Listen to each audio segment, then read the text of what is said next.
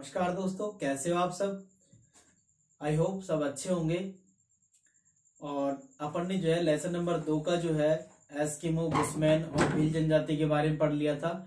आज अपन जो है गौड़ जनजाति के बारे में पढ़ेंगे दोस्तों। तो देखिए दोस्तों, सबसे पहले गौड़ जनजाति। गौड़ जनजाति जो है विश्व का एक तो सबसे बड़ा जनजातीय समूह है। विश्व का क्या है, सबसे बड़ा जनजातीय समूह है। विश्व में इसका प्रथम स्थान जनजातीय समूह में। और ये जो जनजाति है, ये इसकी उत्पत्ति जो है इस जनजाति की वो खोंडा शब्द से हुई है। और खोंडा का अर्थ होता है पहाड़ी। खोंडा का अर्थ क्या होता है, पहाड़ी।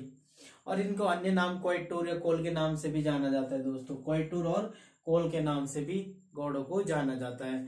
बात करें इनके निवास क्षेत्र की, तो निवास क्षेत्र प्राचीन साम्राज्य, तो सबसे पहले तो 16वीं शताब्दी से मध्य 18वीं शताब्दी तक इनके 4 जो है साम्राज्य थे बड़े। गढ़मांडला, देवगढ़, चांदा और खेड़ला। ये 16वीं से लेकर के और 18वीं सदी के मध्य तक की बात है। इनके 4 बड़े साम्राज्य थे उस समय। ये 4 के जो है बड़े साम्राज्य थे उन समय। और सन 1940 के बाद जो है ये हाशिए पर चले गए।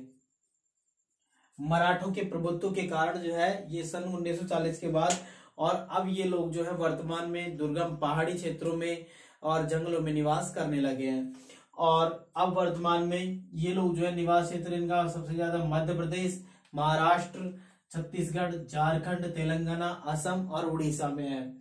और इन 7 राज्यों में इसके अलावा ये जो है सतपुड़ा की पहाड़ियां हैं, मैकाल श्रेणी है, वहां पे भी ये लोग जो है नर्मदा नदी है जहां से नदियों वाले क्षेत्र है, उनमें ये लोग निवास करते हैं। इसके बाद में इनका मुख्य व्यवसाय में ये लोग जो है आखेट करते हैं।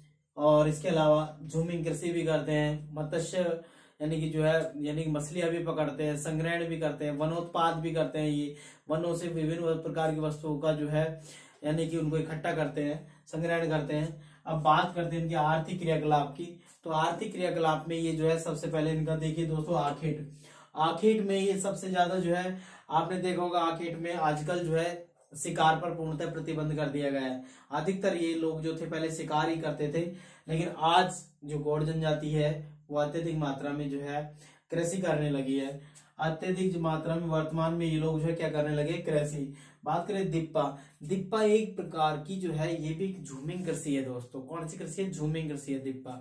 ये आपको दिप्पा बहुत ही ज्यादा इंपॉर्टेंट है, तो दिप्पा को याद रखना है कि दिप्पा जो है ये भी एक प्रकार की झूमिंग कृषि है, जिसके अंतर्गत ये लोग जो है पेड़ व झाड़ियों को जो है साफ करके, जला करके और फिर उस पर जो है कृषि करते हैं ये लोग जो है। तो ये भी एक प्रकार की जो है दिप्पा। और एक बात और, इसमें जो है ये 2-3 वर्ष इसको जो है इस भूमि को पड़त छोड़ देते हैं, यानी कि उस पर कृषि नहीं करते 2-3 वर्ष तक। फिर से उसमें उपजाऊपन बन जाता है उस भूमि पर, और फिर 2-3 वर्ष बाद में फिर से उस पर जो है ये खेती करते हैं। इसके बाद में बात करें पेंडा कृषि। ये पेंडा जो है ये एक प्रकार की जो है यानी कि सीढ़ीदार जो है पहाड़ी क्षेत्रों पर करते हैं, सीढ़ीदार खेत बना करके ये। और ये जो है की जाती है कहां पर, एमपी यानी कि मध्य प्रदेश के बस्तर जिले में जो है ये कृषि की जाती है अत्यधिक मात्रा में। और ये इसकी जो है आर्द्रता को बनाए रखने के लिए, सीढ़ीदार खेतों पर आर्द्रता को बनाए रखने के लिए तो ये लोग जो है लकड़ी के लट्ठे होते हैं उनका प्रयोग करते हैं। और मिट्टी के कटाव भी नहीं होता है उन लट्ठों से, तो ये जो है लकड़ी के लट्ठों का प्रयोग करते हैं। बात करें इनके भोजन की, भोजन में सबसे इंपॉर्टेंट है इनका कोदू और कुटकी। इनके स्थानीय अनाज है। ये कौन से अनाज है, स्थानीय अनाज है, वहीं बोए जाते हैं इनके क्षेत्रों में ही, कोदू और कुटकी। और ये लोग जो है आपसे ये पूछ लिया जाए कि कोदू और कुटकी क्या है, तो गौड़ जनजाति के स्थानीय अनाज है ये वहां के। और महुआ की बनी हुई शराब का ये लोग सेवन करते हैं। शिकार यानी कि शिकार करके उससे जो है मांस प्राप्त होता है, उसी का ये लोग जो है अपना जीवन यापन करते हैं उससे भी। और सब्जियां या तो ये घरों में लगाते हैं या फिर जो है वनों से प्राप्त करते हैं, या तो ये घरों में लगाते हैं या फिर वनों से प्राप्त करते हैं। त्योहारों पर ये लोग जो है चावल बनाते हैं दोस्तों। क्या बनाते हैं, चावल। इसके बाद में बात करें हम सूती वस्त्र यानी कि वस्त्र व आभूषणों की। इसमें जो है ये लोग जो है सूती वस्त्र पहनते हैं। कौन से वस्त्र पहनते हैं, सूती वस्त्र। और चांदी व एल्यूमिनियम के बने जो है गहने भी पहनते हैं ये लोग। चांदी और एल्यूमिनियम के बने हुए गहनों का प्रयोग करते हैं। और जो इनकी स्त्रियां होती है वो शरीर पर क्या गुदवाती है, गोदना गुदवाती है दोस्तों। लड़कियां जो होती हैं आधे दर्जन तक कंघी रखती है, बांस के, सफेद बांस से बने हुए आधे दर्जन तक कंघी रखती हैं ये। इनकी जो लड़कियां होती हैं वो आधे दर्जन तक, यानी कि अपने बालों में जो है जूड़े जिनको बोलते हैं उसमें जो है ये लोग आधे दर्जन कंघी रखते हैं, सफेद बांस के बने हुए कंघी। स्त्रियां स्त्रियां जो होती हैं इनकी जो है गले में जो है मनकों का या कोड़ियों का जो हार है बना हुआ वो पहनते हैं इनकी स्त्रियां।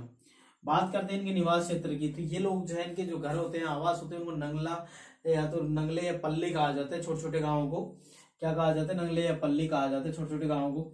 और इनके जो आवास होते हैं, आवास होता है उसका एक बार ये सगुन जरूर निकलवाते हैं। उसका क्या निकलवाते हैं, सगुन।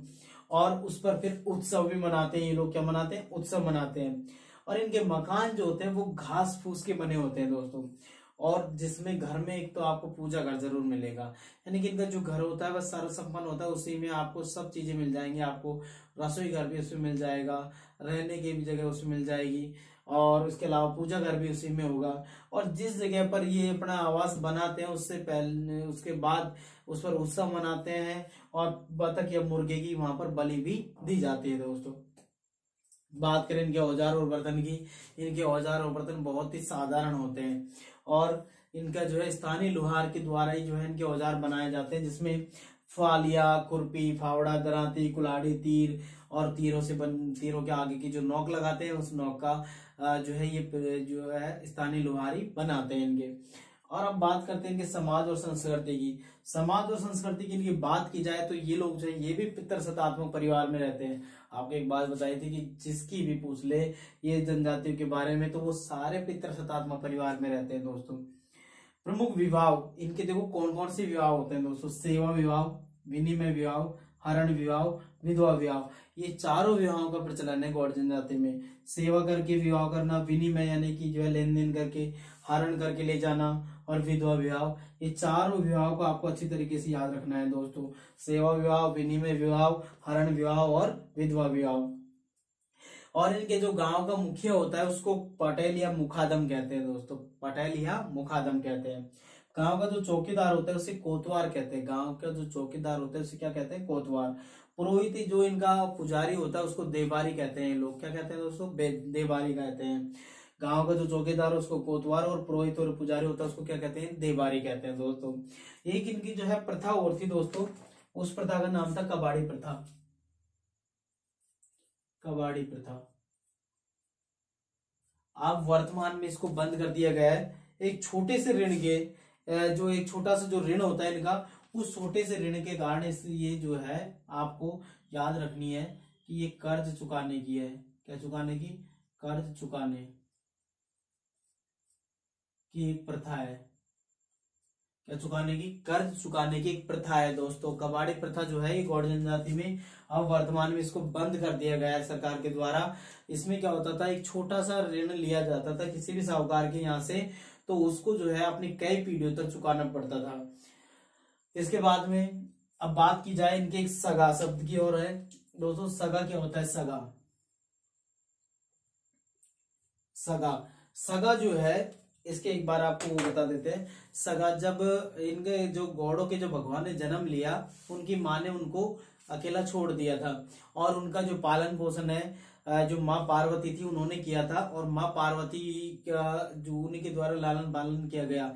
लेकिन जो भगवान शिव थे उन्होंने इसको जो है शंभु भगवान ने इनको जो है ले जाकर के गुफा में बंद कर दिया। और जब ये गुफा से बाहर आए तो इसको जो है 4 वर्गों में आए थे। ये 4 वर्गों में आए तो उसी को इन्होंने क्या कहा है, सगा कहा है दोस्तों। तो 4 वर्गों में, और इसको जो है इसको 4 वर्गों में से जो निकालने वाला इनका जो नायक था गौड़ जनजाति का, पहले तो यहाँ पे लिख देते हैं 4 वर्गों में ये लोग बाहर आए थे।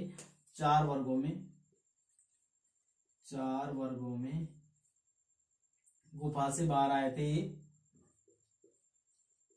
से बाहर आए तो इनको जो है 4 वर्गों में बांट दिया गया। तो तब से जो है इनको जो है क्या कहा जाने लगा, सगा कहा जाने लगा।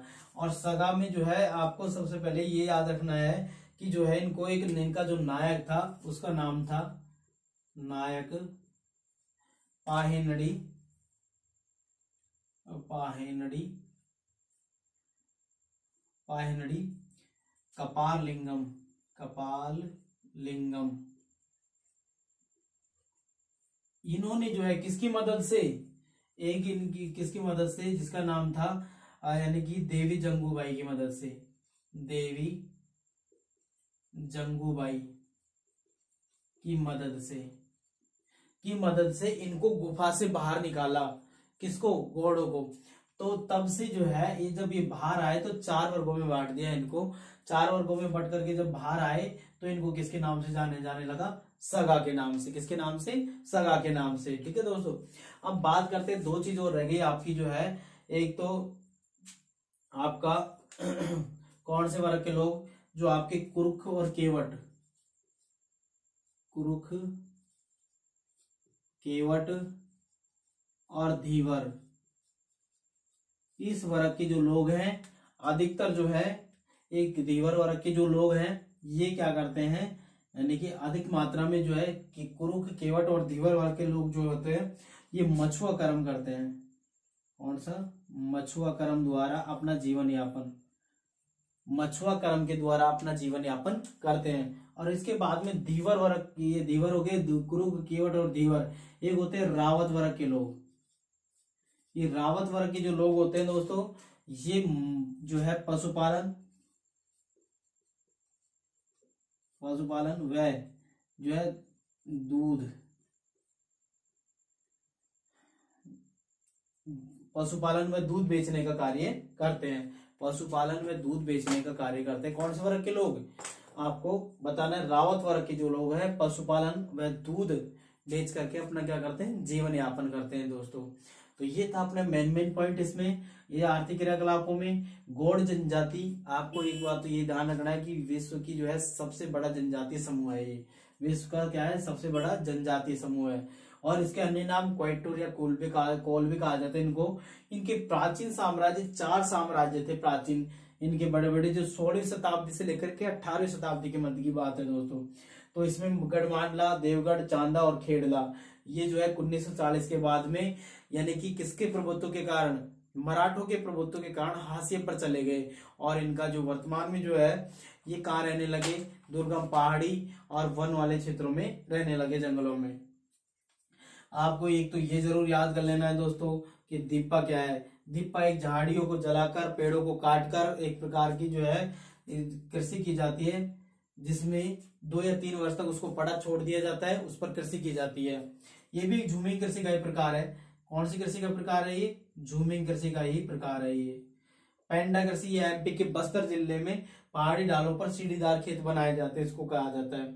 और इसके बाद में समाज और संस्कृति में पितृसत्तात्मक समाज होता है। प्रमुख विवाह सेवा विवाह, विनिमय विवाह, हरण विवाह, विधवा विवाह, ये आपको अच्छे तरीके से याद कर लेना है।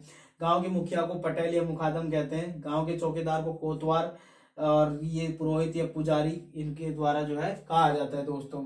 और इसके बाद में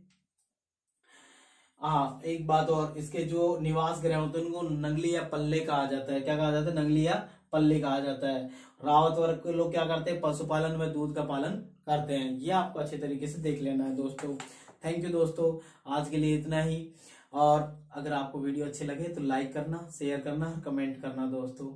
थैंक यू। आप इसका एक बार स्क्रीनशॉट ले सकते हो दोस्तों।